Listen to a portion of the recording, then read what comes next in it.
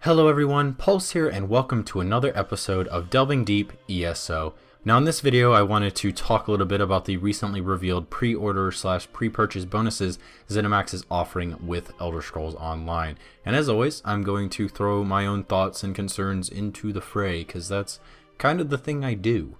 Now to start off, let's go over what comes with a standard digital or standard retail copy of the game when you pre-order or pre-purchase. When you get the game, you will have 5 days early access to Elder Scrolls Online. Beyond this early access period, you will also have the Explorers Pack come with the game. Now if you get it from a retailer, they will give you a little code to redeem. If you buy digital, they should just allow the game to, it'll automatically get ported over to your account. Now the Explorers Pack comes with a couple different things. The first of which is a Scuttler Vanity Pet, which is just this little lizard guy. He's going to follow you around. It's Vanity Pet by nature, is not game changing in the slightest. So if you're into that thing, good for you. I don't really care all that much. Now the bonus treasure map also comes with the Explorers Pack, which is this kind of, from my understanding, you're actually going to get 4 of them, and you will have this item in your bag which allows you to find hidden treasure, as you would expect. Now, this is kind of a controversial thing to be coming with the Explorers Pack, just because Zenimax has been selling us on the idea that they have deliberately scattered treasure and hidden quests and stuff around the world. That way, you have this sense of adventure, right? That way you don't have this very, I don't know, overly linear questing experience. That way you don't feel so restricted on the way that you adventure around the world, that there is incentive to go off the beaten path. I'm not too crazy about the idea of this being in there, but I'm not really pissed either, just because the day and age we live in, the internet is going to rip this game apart. So give it 2-3 days in that early access period even, and this game will have nearly all the quests already completed for you on a wiki somewhere, and all the treasures already found. So I'm not really too worried about this item causing any issues, just because the internet was going to do it anyway. So I mean, if you're worried about this item ruining the experience, trust me, it's not. Now the other one that comes with the Explorers Pack is the ability to play any race on any alliance. Now this, as you would expect, is also very controversial for a couple different reasons. The biggest of which I would say anyway is that they have really driven home the idea for the longest time now that the alliance war is kind of priority number 1, that we are separate alliances and we are representing our faction, and that's that. We are not going to be able to ally with others. We're not going to be able to be friends with them. And I believe they even joked around that, like, if you really wanted to play with friends on a different faction, you better meet up in Cyrodiil for a tea party and stuff like that. And then they just come out with this, which is not quite the same as being able to play faction to faction questing or anything, which is something that I personally really hoped would make it into the game by release. Hopefully it's something that they can do once the game is stable, and for that reason I'm okay with this. I'm actually very happy with this, for one big reason that kind of I didn't really need to be converted, but I really needed to be convinced, because I don't know, it's something that I felt like maybe they were making the right call if they committed fully to it, but I've always felt that it would have been better if they left open borders even, so that maybe there was this restrictiveness that was natural because they are at war, but you could go to other people's areas, and that's just not a thing in the game. So I'm okay with this as a compromise. But the cinematic that came with this sort of announcement of pre-order stuff, if you haven't seen it, it very clearly shows and conveys this sense of, well, we can be partners, we hate each other to death, and I'll kill you once we get through this alive, but Malak Bal and his Daedric minions are way more scary than you are, and we're gonna have to work together. So I mean, even in the cinematic, it shows the Nordic guy, the big Nordic badass. He like pulls the elvish lady from some rocks, and they obviously are helping each other out throughout the cinematic. And it was crazy because I hadn't seen this information when I watched the cinematic. I watched the cinematic first, and then I saw this stuff, and I one of the first things I said coming out of it was that this is a load of false advertisement, because this is not something you can do in the game at all. Like, I mean, I get it, cinematics never show anything you can do proper in a game. They never convey the gameplay in any real sense, but that was deliberate bullcrap as far as I was concerned. And then, sure enough, they show, hey, you can play any race on any alliance when you pre-order, which is kind of the other big thing. But I mean, I personally think it's okay if you're able to play any race on any alliance as a compromise. I don't know, I feel kind of weird about this, because they've said that you won't be able to get this kind of item or this feature once the game comes out. Like, it's not something that somebody 3 months down the line can get a hold of somehow. It's not something that you can earn by questing or doing this crazy achievement or anything like that. It's just something that will not be accessible.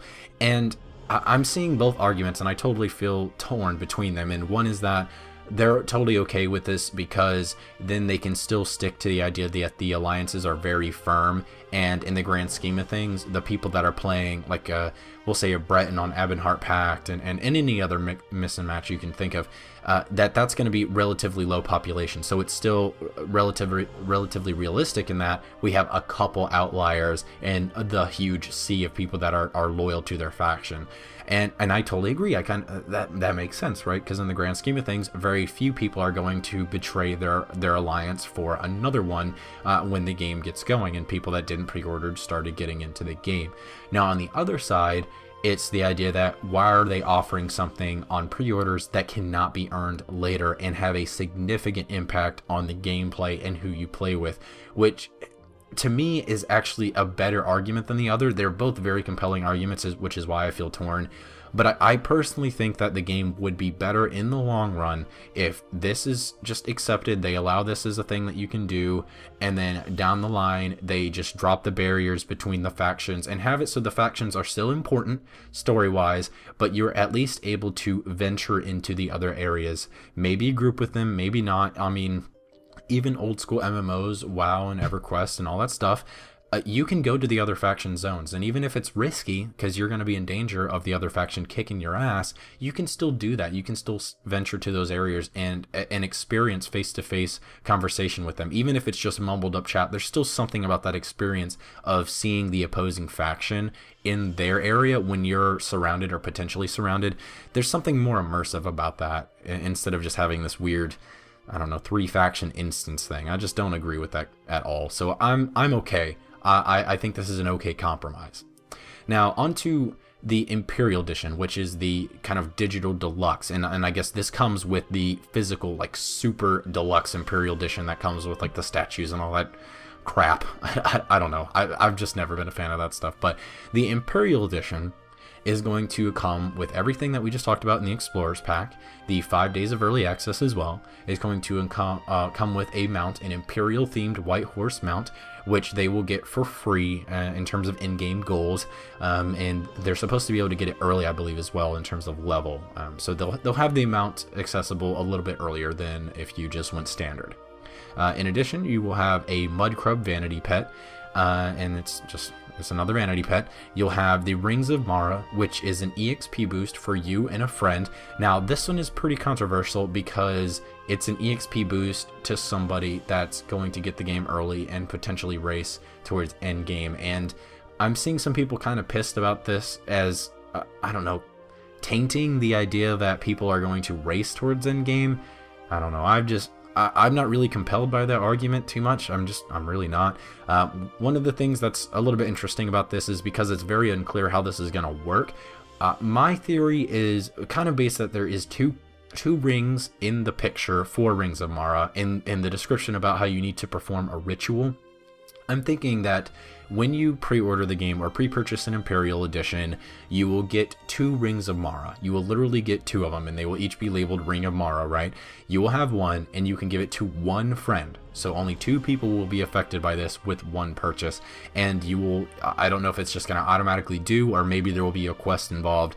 And from that point on, you and your friend, when grouped together, will get some EXP bonuses while doing quests and what have you. Again, I'm not too worried about the EXP boost. I'm not. It's a thing that's not going to worry me at all, because what happens when you race to endgame, especially in a brand new MMO, is you get to the end and you realize there's nobody around to do anything with, and you have to wait for group content anyway. So you wind up rolling in alls and getting bored, or you just sit there and you move on to another game, which a lot of times is why you get all those people sitting at the end going, there's no end game. Well, there's nobody to do it with, so shut up. That's a lot of times that's the kind of people that do that kind of complaining. So I'm not really worried about an EXP boost. I'm really not. Now, the big controversial thing, the really big one, is the ability to play as an Imperial, which when I first looked at it, I was like, okay, whatever, you'll be able to play as an Imperial with a skin. Like, you'll be able to play an Imperial skinned model of something else. But that's not what's going to happen. You will have a different skill line entirely for that race. They are a legit different, I guess they'd be a 10th race, not 7th.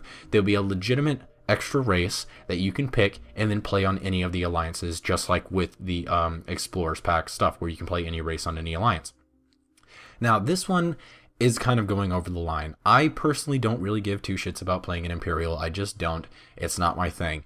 But there are lots of people who are huge fans of the Imperials, what they do lore-wise, what they are as a race, and as a fourth faction, as what they were advertised in ESO. And then here we go, we get them as a pre-order bonus, which I personally take as a big kick in the nuts. It really is, because the Imperials are so important to so many test fans as this other race. Even if you're not even going to play them, it's just gonna be like the imposing faction. It's too much for them to offer this as a pre-order bonus.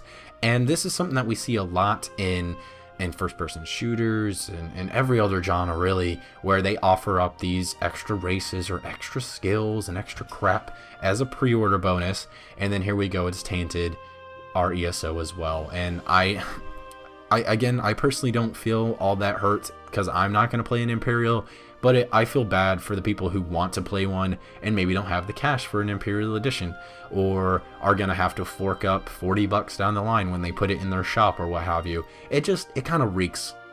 It smells like a cash grab, and that's what a lot of people are calling it.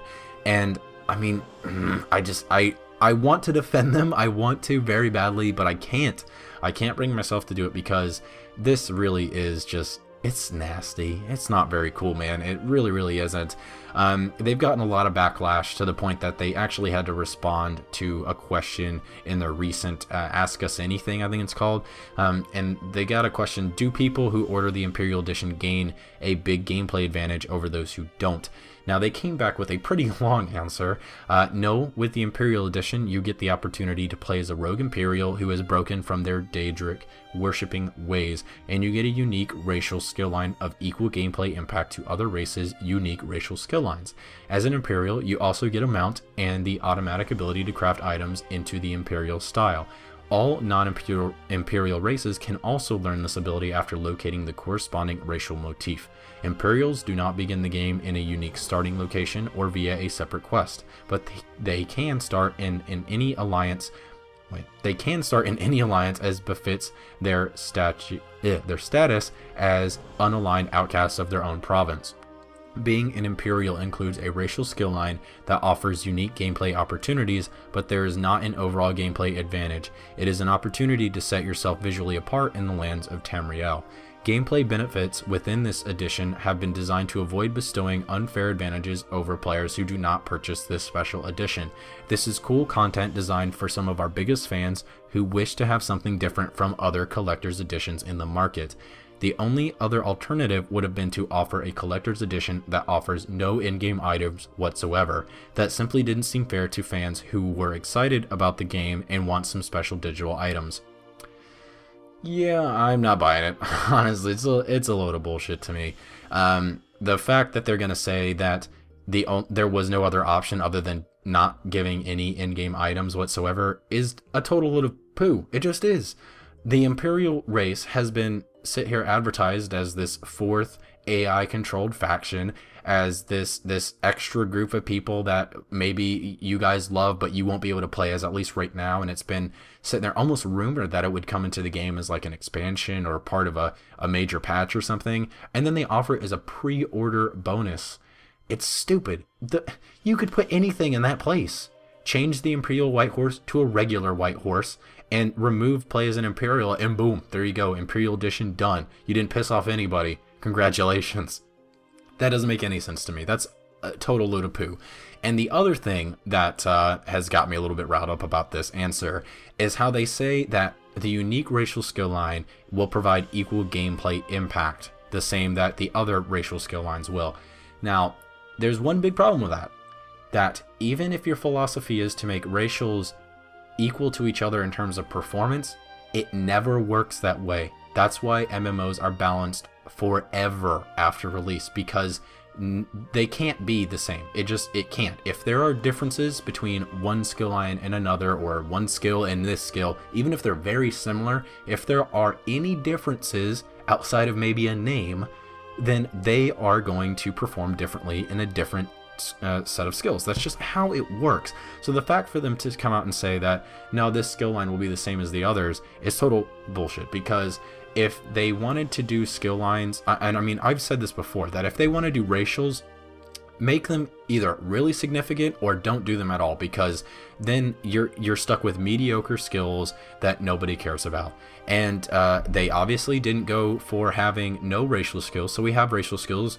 So then they've either given us mediocre racials, or they've given us very flavorful and worthwhile racial skills, which I would prefer. I mean, that's the flavor, that's the whole point, right? Well, again, that hammers home the idea that everything can't be balanced. I mean, a good example would be, they come out with the game, it's out for 3 months, and all of a sudden this guild comes across this crazy combination of Imperial skill, whatever it's called, plus a sorcerer skill, and maybe a weapon skill, and all of a sudden this skill set that they've come together, which only works because of the Imperial skill, is really OP. What are they going to say then? Oh, racial skills were designed separately, which would be a load of bullshit. Or racial skills were designed to have equal gameplay across all races. Again, bullshit, because you can't replicate it. It's just a dumb answer. I'm sorry. I could go on forever to just ream this idiot whoever put this out, because I get what you're trying to say. No, the racials aren't going to provide that huge bonus, but you can't sit there and tell us that it's not going to have impact on the game, unless you're just completely denying the fact that racials have significance in your game. So, I mean, digging a hole, no matter how he goes that way with me, so whatever, we'll move on. In general, guys, I'm actually okay. A lot of people are pretty pissed about the Explorers Pack stuff and the Imperial Edition, the ability to play as the Imperial, as well as the Rings of Mara. Those are the ones that are really pissing people off. The Explorers Pack, I'm actually okay with it. The only real thing I might be upset about with the Explorers Pack is that it seems like it's not going to be something you can get after the game is released, which again just harkens back to this idea that pre-orders and pre-purchases are a load of bullcrap. If the game was going to have this in place anyway, why can't we get it after? Even if it's something that you purchase like via a shop, or like a gold to real money kind of conversion. I don't know if they're going to do a gem system. I have no idea what they're going to do with that, if they're going to do a Guild Wars style or just plain like pay cash out of pocket style. Really don't idea. But the Explorers Pack not being available to everyone's kind of iffy with me. The Rings of Mara, I don't really care all that much. I mean, if you're going to race towards the end game, if that's the real issue with the Rings of Mara thing, well, they can sit at the top of their level cap while everyone else enjoys the game. I know a lot of people are going to rush, and they will probably use this bonus to get there, but honestly, I mean, being at the top for an extra day or two isn't going to make you have more fun than the rest of us. It just doesn't. In fact, it'll probably help you skip a lot of quests and stuff on the way up, so somebody taking their time is going to enjoy it more if that's what they like to do. So I don't really see any significance with the Rings of Mara. I just don't. Playing as an Imperial, though, as you may have guessed, I'm kind of peeved about. I don't want to play as an Imperial, and even if it was part of the regular game, I wouldn't play as an Imperial. But it is just a kick in the nuts to the test fans. I mean, it just really is. So I have a question for you guys. What do you think about the different perks of pre-ordering and pre-purchasing the game? I definitely would label myself as taking it better than most when it comes to this, especially since I had been negative on the game in the past. This is not even close to what I would call like their worst blunder or anything like that. Do you guys think that Zenimax has any right to give the Imperial race as a pre-order or pre-purchase bonus? I personally don't. I really don't. Again, I think it's a big kick in the nuts, a slap in the face to the test fans. But what do you guys think? I mean, maybe we're missing something. Maybe you guys can convince me. What about the ability to play any race on the different factions? It's kind of all over the place with that. Oh, again, one of the biggest issues I've had with the development of ESO has been this lack of transparency and cohesion in this obvious attempt to please everyone instead of committing fully to one design decision or one design philosophy over another. Instead, they're just all over the place. I mean, personally, again, I would think that the game in the long run would do much better if the different factions were in fact different factions, but there was some cross faction interaction where you could go into the other zones and maybe interact. Even if it wasn't something like you could group play, even if you could just see the other players, it makes it more immersive. I really think that would be better for the game. I know one of the big things that is kind of pissed some people off with this idea of lacking cohesion is that one moment they're driving home this idea that the three factions are at war, they're going to kill the shit out of each other, and then the next second is like Maul of Ball is coming into the world. He's priority number one now. He's not just a distraction like they were saying before. And yeah, so now you can group up with you guys. You can play with different races on different alliances and then fight Maul of Ball off, which, I mean, I'm cool with either scenario there. Just pick one, damn it. Just pick one path. Stop trying to please everyone. Jesus Christ. But yeah, it's all over the place. I'm alright with it, but what do you guys think? Yeah, so let me know down in the comments below, as you always do. Thanks so much for watching, guys. If you enjoyed this video, by all means, hit the thumbs up, subscribe, comment down below, share with your friends. Apologies for the scratchy voice. I'm kind of getting a cold, as you may or may not know.